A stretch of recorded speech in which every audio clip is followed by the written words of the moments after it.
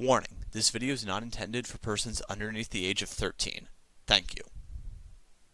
Somewhere over the rainbow, the dreams that you dream of really do come true.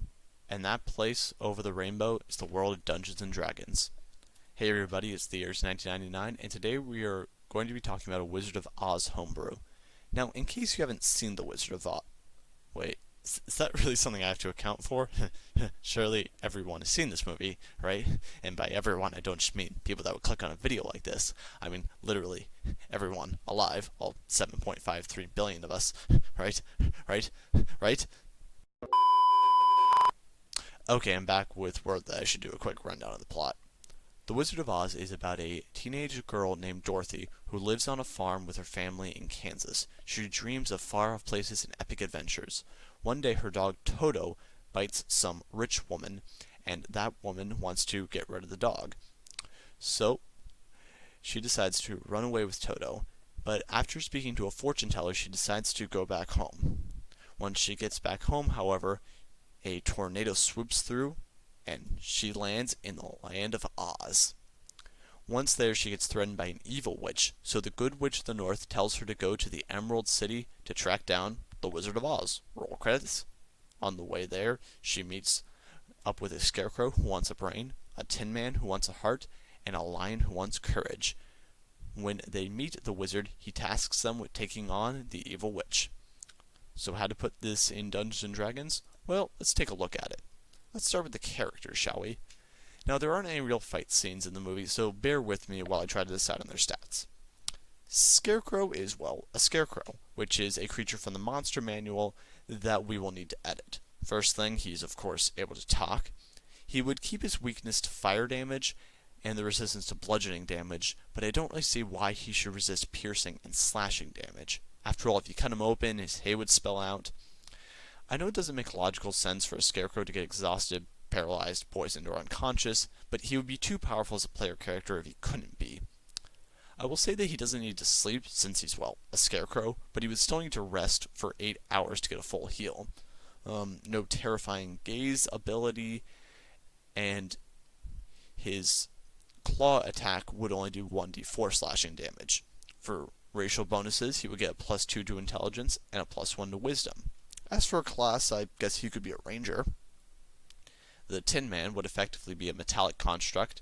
Just like the Scarecrow, he can still become exhausted, paralyzed, etc. Won't need to sleep, but still needs to rest. For his class, he could be a fighter. His main weapon would be a wood axe that has the stats of a battle axe. He would also have built-in full-plate armor, so don't forget that stealth disadvantage. The not-so-cowardly line would be a Tabaxi Barbarian. He's a type of cat, so I think the race of cat people works well for him. Even though he didn't realize it, he was willing to cast aside his fear to stand up for his friends and just go all out like a barbarian. Lastly, Dorothy would be a human bard. Now, I know you may be wondering about the human part, but don't worry, I did my research. So for the DM side of... Wait, what? You wanted me to justify Dorothy being a bard? Well, you know, she's very musical, she sings a lot, kind of like a bard. I would play a clip of her singing, but YouTube copyright is pretty strict when it comes to music. She also works to strengthen the resolve of her party like a good bard. Now, for the DM side of things, if you wanted to use Wizard of Oz in your game, there's plenty for you. First, the Wicked Witch of the West is a villain. She could be a sorcerer equipped with a broom of flying. We see in the movie that she has the ability to conjure flames, put people to sleep, and teleport via explosion. You could have something where she takes damage from water like in the film, but don't let it kill her instantly. Seriously though, what was up with this scene? Surely it wasn't the literal water killing her, right? I personally think that in that moment, Dorothy standing up to the witch is what broke her power.